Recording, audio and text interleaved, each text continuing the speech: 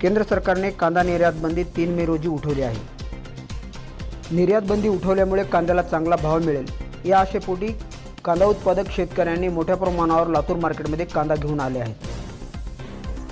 वातावरणातील बदलामुळे भर उन्हाळ्यात पाऊस पडत आहे, याचा फटका देखील कांदा उत्पादक शेतकऱ्यांना बसत आहे। यामुळेच कांद्याची आवक लातूर मार्केटमध्ये मोठ्या प्रमाणात झाल्याचेही सांगितले जाते। लातूर मार्केटमध्ये कांद्याची आवक मोठ्या प्रमाणात झाल्यामुळे योग्य तो भाव मिळत नसल्याची खंत कांदा उत्पादक शेतकरी व्यक्त करत आहेत। विक्रम झांबरे, महात्मा फुले आडत असोसिएशन अध्यक्ष।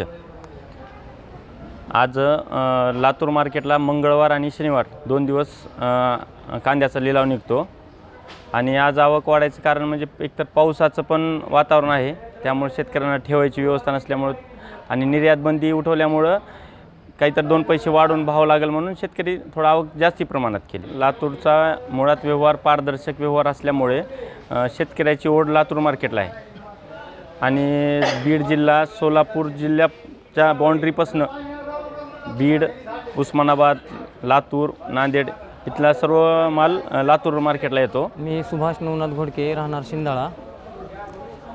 हे कांद्याचं असं आहे, मुळात हे कांदा पीक असं आहे, नाशिवंत पीक आहे, जास्ती दिवस टिकून राहत नाही आणि आम्ही पाठीमागं कांदा आणला होता त्यावेळेस 10 रुपयेच किलो गेला होता।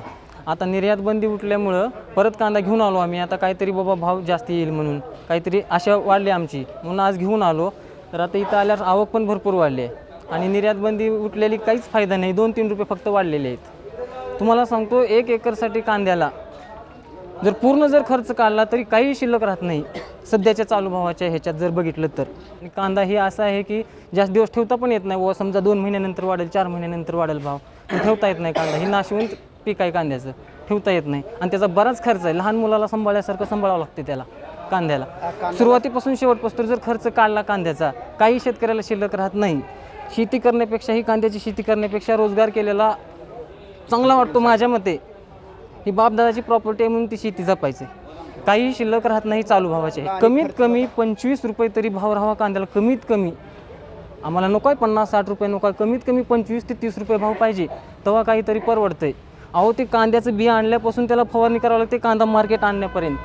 शेतात जरी कांदा भरायचा म्हणला गाडीमध्ये तर 2-3 मजूर घेऊन जावंच लागते। शेतकऱ्याच्या कांद्यासाठी काहीच सोय नाही, कारण आता निर्यात बंदी उठली म्हणून आम्ही कांदा हलवला घरून, इतके दिवस ठेवला होता। आता वातावरण बिकट झालेलं आहे, आता पावसाळा जवळ आलेला आहे, पावसा आला की वातावरण बिकट झाली की कांदा लगेच खराब होणारी वस्तू आहे, ती कांदा जास्त दिवस राहत नाही ना। रामराव दराडे, 60 किलोमीटर अंतरावर बीड जिल्ह्याच्या बॉर्डरवरून आलो मी।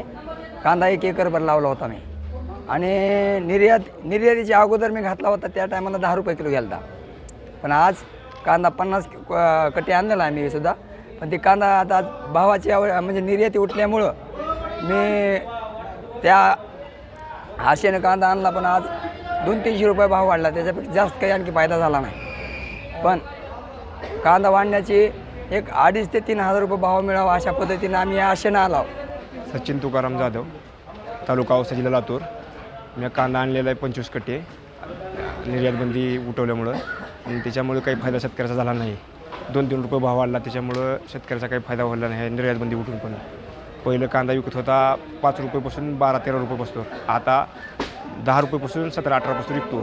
त्याच्यामुळे 3-4 रुपयेमुळे काही शेतकऱ्याची नुकसान ही जी झालेली आहे ती काही वाढल्यामुळं काही शेतकऱ्याचा काहीच फायदा नाही।